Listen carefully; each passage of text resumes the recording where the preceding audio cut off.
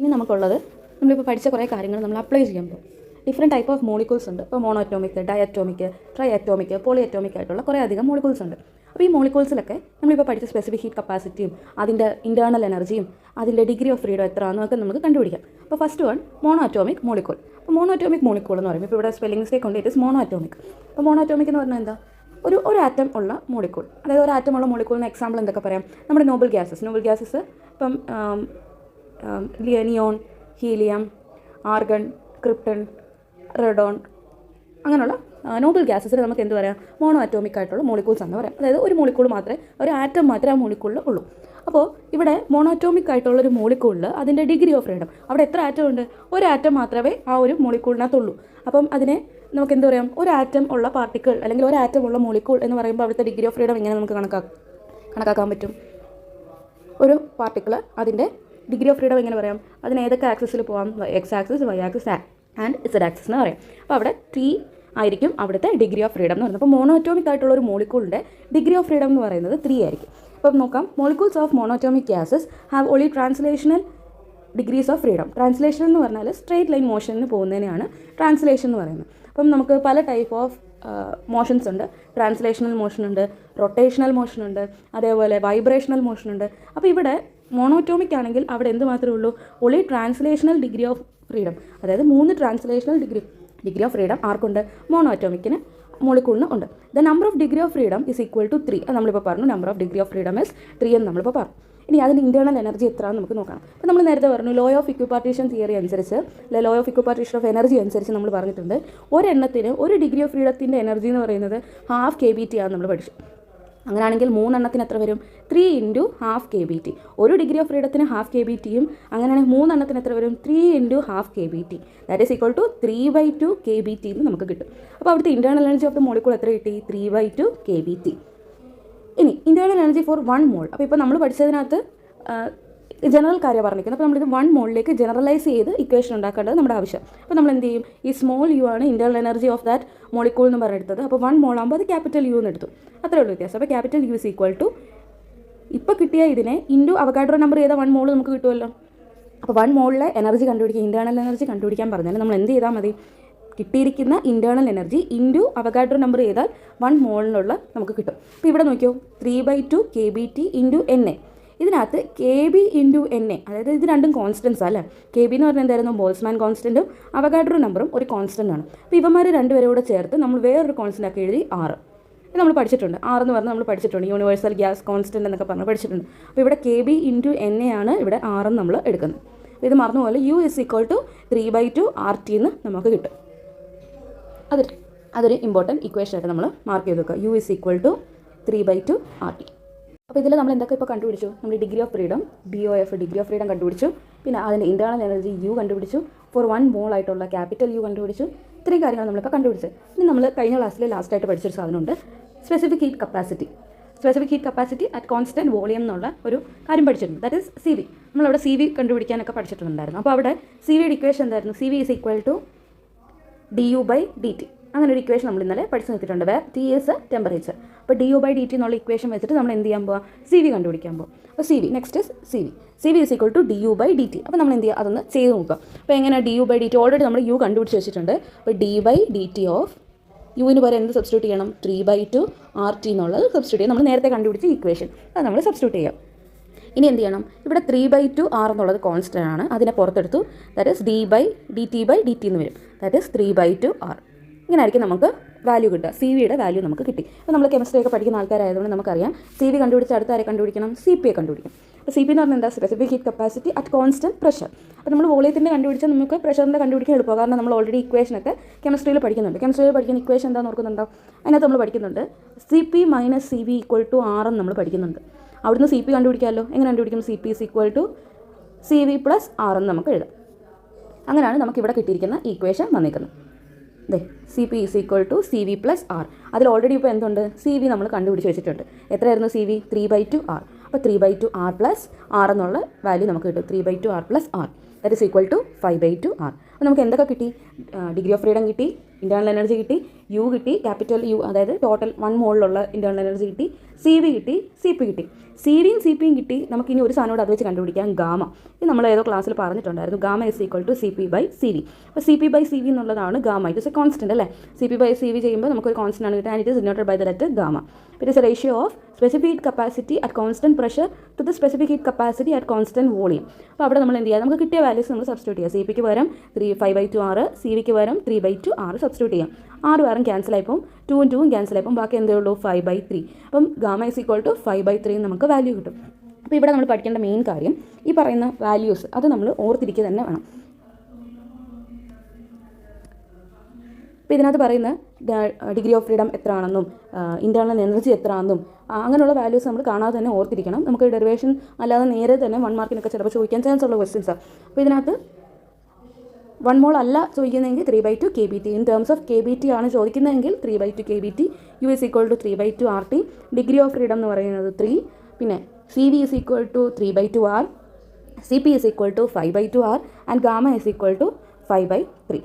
അപ്പോൾ ഇത്രയും കാര്യങ്ങൾ നമ്മൾ കാണാതെ പഠിച്ചു വെക്കുക. അപ്പോൾ CV കണ്ടുപിടിച്ചാൽ അതിൻ്റെ കൂടെ ഇപ്പം 3/2 ആണ് നമുക്ക് കിട്ടുന്നതെങ്കിൽ ഈ മേളിലത്തെ വാല്യൂ ഒരു +2 ചെയ്താൽ മതി. +2 ചെയ്ത് എഴുതിയാൽ മതി. അതായത് നമ്മൾ +1 ചെയ്യുമ്പോഴാണ് അങ്ങനെ വരുന്നത്. അപ്പം എങ്ങനെയാണെന്ന് വെച്ചാൽ ഇപ്പം 3 ആണെങ്കിൽ അതിൻ്റെ കൂടെ 2 കൂട്ടാം. ഇപ്പോൾ 5/2 ആണ് ആൻസർ നമുക്ക് കിട്ടുന്നതെങ്കിൽ CP എത്ര വരും, CP will be 7/2.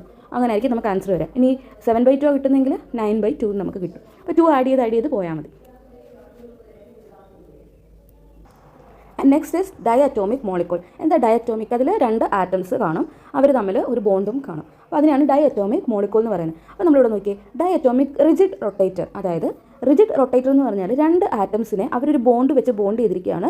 അവർ റിജിഡാണ്, അതായത് അവർക്ക് മാറ്റം വരുന്നില്ല, ബോണ്ടിന് മാറ്റം വരാത്ത രീതിയിലാണ് അവരെ മൂവ് ചെയ്യുന്നത്. അതുകൊണ്ടാണ് റിജിഡ് ആയിട്ടുള്ളൊരു റൊട്ടേറ്ററാണ്. അപ്പോൾ ഇങ്ങനെ ഇരിക്കുന്ന ഒരു സാധനത്തിന് റൊട്ടേറ്റ് ചെയ്യുക എന്നുള്ളത് മാത്രമേ അവിടെ നടക്കുകയുള്ളൂ. അപ്പം ഡയറ്റോമിക് റിജിഡ് റൊട്ടേറ്ററാണ് നമ്മൾ ആദ്യം നോക്കുന്നത്. അപ്പോൾ ഡയറ്റോമിക് മോളിക്യൂൾ 2 ടൈപ്പ് ഉണ്ട്. ഡയറ്റോമിക് റിജിഡ് റൊട്ടേറ്ററും ഉണ്ട്, അല്ലാത്തതും ഉണ്ട്. നമുക്കത് മൂവ് ചെയ്യാൻ, അതായത് ഈ ബോണ്ട് മൂവ് ചെയ്യാൻ പറ്റുന്ന രീതിയിലുള്ളതുണ്ട്. അപ്പോൾ ഫസ്റ്റ് വൺ നമുക്ക് പഠിക്കാനുള്ളത് റിജിഡ് റൊട്ടേറ്റർ. അപ്പോൾ നമ്മൾ കഴിഞ്ഞ ക്ലാസ്സിൽ പറഞ്ഞ, അല്ലെങ്കിൽ കഴിഞ്ഞ മോണോറ്റോമിക്കിൻ്റെ കാര്യം പറഞ്ഞപ്പോൾ നമ്മൾ പറഞ്ഞു അതിന് കൺസ്ട്രെയിൻസോ അല്ലെങ്കിൽ റെസ്ട്രിക്ഷൻസോ ഒന്നുമില്ല.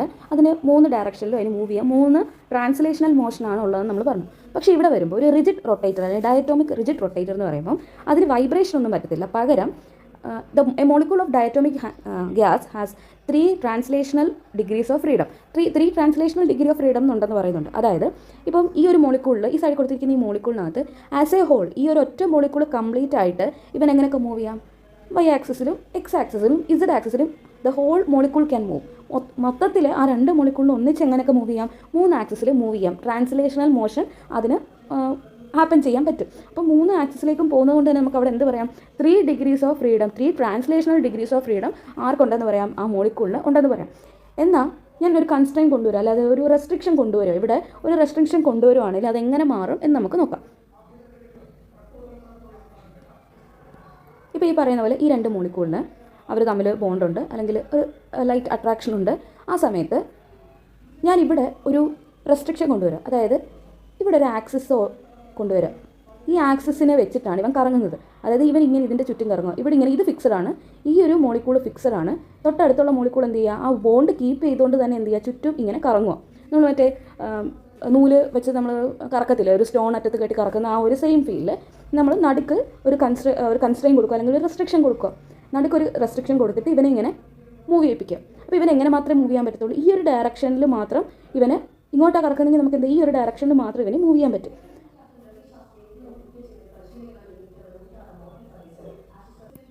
അതായത് about the centre of mass of the particle 1.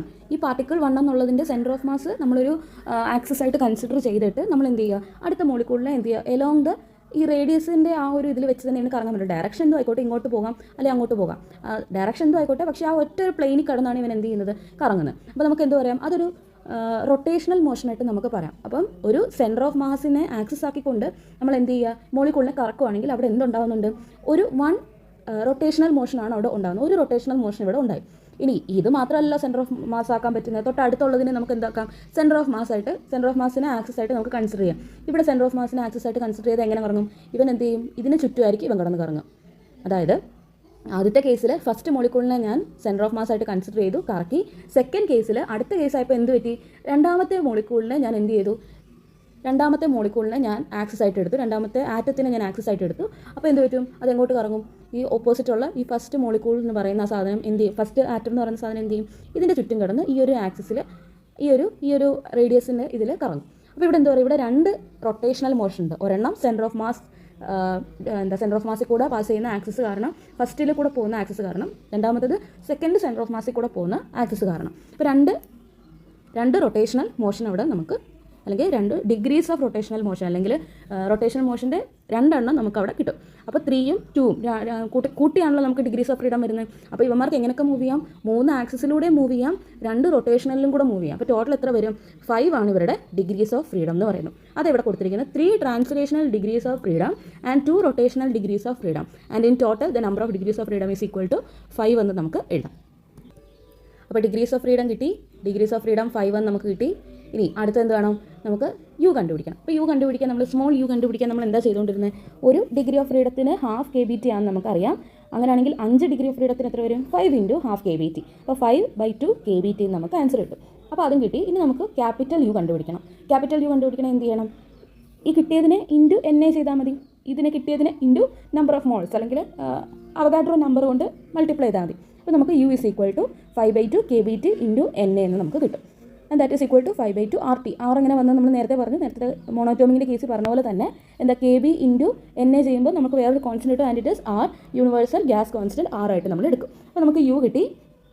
Next എന്ത് കണ്ടുപിടിക്കണം, U കിട്ടിക്കഴിഞ്ഞാൽ നമുക്ക് ആരെ കണ്ടുപിടിക്കണം, CV യെ കണ്ടുപിടിക്കണം. CV = du/dt നമ്മൾ പഠിച്ചു. അപ്പോൾ du എന്ന് പറയുന്നത് എന്താ, U എന്താ 5/2 RT. അത് നമ്മൾ ചെയ്യുമ്പം T ക്യാൻസൽ ആയി പോകും, ബാക്കി 5/2 R നമുക്ക് കിട്ടും. ഇത് നേരത്തെ ചെയ്ത അതേ ഫോർമുല തന്നെ, റിപ്പീറ്റ് ചെയ്യുന്നൊന്നുമില്ല, സെയിം സാധനം തന്നെ. 3 വരുന്നിടത്ത് 5 വരും, അത്രയേ ഉള്ളൂ വ്യത്യാസം. ഇനി അടുത്തത് CP = CV + R നമ്മൾ നേരത്തെ കണ്ടുപിടിച്ചിട്ടുണ്ടായിരുന്നു. അതേപോലെ സെയിം പ്രൊസീജിയർ തന്നെ. ഇവിടെ CV നമ്മളിപ്പോൾ കണ്ടുപിടിച്ചു 5/2 R + R, that is equal to 7/2 R. അപ്പോൾ CV കിട്ടി, CP കിട്ടി. ഇനി CVയും CPയും കിട്ടിയാൽ നമുക്ക് എന്ത് കണ്ടുപിടിക്കാം, ഗാമ കണ്ടുപിടിക്കാം. Gamma = CP/CV, that is equal to 7/2 R/5/2 R, that is equal to 7/5. അപ്പം കൂടുതലായിട്ട് ചോദിക്കുന്നൊരു ഏരിയ ആണ് ഡയറ്റോമിക് റിജിഡ് റൊട്ടേറ്ററിൻ്റെ ഈ പറയുന്ന കാര്യങ്ങളെല്ലാം കണ്ടുപിടിക്കാൻ ചോദിക്കാറുണ്ട്. അപ്പോൾ നമ്മൾ റിജിഡ് റൊട്ടേറ്ററിൻ്റെ കാര്യമാണ് ഇത്രയും നേരം ഡിസ്കസ് ചെയ്ത്. ഇനിയുള്ളത് ഡയറ്റോമിക് നോൺ റിജിഡ് റൊട്ടേറ്റർ, അതായത് റിജിഡ് അല്ലാത്ത, അതായത് 2 മോളിക്യൂൾസ് ഉണ്ടെങ്കിൽ അവർ തമ്മിലുള്ള ബോണ്ട് അത്ര റിജിഡ് അല്ല, അതിന് മൂവ് ചെയ്യാൻ പറ്റും. അങ്ങനെ മൂവ് ചെയ്യാൻ പറ്റുന്നതിനാണല്ലോ നമ്മൾ വൈബ്രേഷൻ എന്ന് പറയുന്നത്. ഇവന് ചിലപ്പം ഈ ഒരു ബോണ്ട് അങ്ങനെ ഇല്ലാന്നുണ്ടെങ്കിൽ ഇവന് ചിലപ്പോൾ ഇങ്ങോട്ട് മൂവ് ചെയ്യാം, അല്ലെങ്കിൽ തൊട്ടടുത്തുള്ള മോളിക്യൂളിൽ ഇങ്ങോട്ട് മൂവ് ചെയ്യാം. അപ്പോൾ അങ്ങനെയുള്ളതിനാണ് നമ്മൾ വൈബ്രേഷൻ എന്ന് പറയുന്നത്. അപ്പം റിജിഡ് അല്ലാത്ത കേസിൽ, ഇപ്പോൾ ഫോർ എക്സാമ്പിൾ നമ്മൾ വരച്ച് കാണിക്കുകയാണെങ്കിൽ നമ്മൾ എന്താ പറയുക, 2 മോളിക്യൂൾ അവർ തമ്മിലുള്ള ബോണ്ട് അത്ര സ്ട്രോങ് അല്ല. അപ്പോൾ എന്ത് ചെയ്യാൻ പറ്റും, ഇവന്മാർക്ക് അത് മൂവ് ചെയ്യാൻ പറ്റും. നമ്മളിപ്പോൾ ഇതിനെ സെൻറ്ററാക്കി വെക്കുകയാണെങ്കിൽ ഇവന് ഇങ്ങോട്ട് മൂവ് ചെയ്യാൻ പറ്റും, ഇനി ഇവനെ സെൻറ്ററാക്കി വെക്കുകയാണെങ്കിൽ അവന് ഇങ്ങോട്ട് മൂവ് ചെയ്യാൻ പറ്റും. അപ്പോൾ ഒരു വൈബ്രേഷണൽ മൂഡും കൂടെ അവിടെ വരുന്നുണ്ട്. അപ്പോൾ ഇവിടെ ഏതൊക്കെ വരാൻ ചാൻസസ് ഉണ്ട്, ഇവിടെ ട്രാൻസ്ലേഷണൽ വരാം.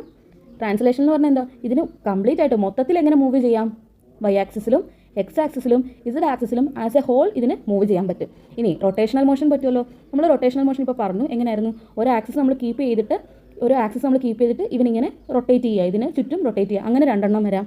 ഇനി തേർഡ് കേസ് ഇപ്പോൾ എന്താ പറയുക, ഇപ്പോൾ ഒരു വൈബ്രേഷനും കൂടെ വരാം. നോൺ റിജിഡ് ആയതുകൊണ്ട് വൈബ്രേഷണലും കൂടെ ഇതിനകത്ത് കയറി വരാൻ ചാൻസസ് ഉണ്ട്. അപ്പോൾ നമ്മൾ എന്താ പറയുക, ഇവിടെ 3 ടൈപ്പ് ഓഫ് മോഷനാണ് ഉണ്ടാവുക. അതിൽ ഫസ്റ്റ് വൺ ട്രാൻസ്ലേഷണൽ മോഷൻ, അത് നമ്മൾ നേരത്തെ പറഞ്ഞ പോലെ 3 എണ്ണം കാണും. 3 ആക്സിസിൽ കൂടെ പോകുന്നതുകൊണ്ട് 3 എണ്ണം. റൊട്ടേഷൻ എങ്ങനെ വരും, നേരത്തെ പറഞ്ഞ പോലെ 2 എണ്ണം റൊട്ടേഷൻ വരും.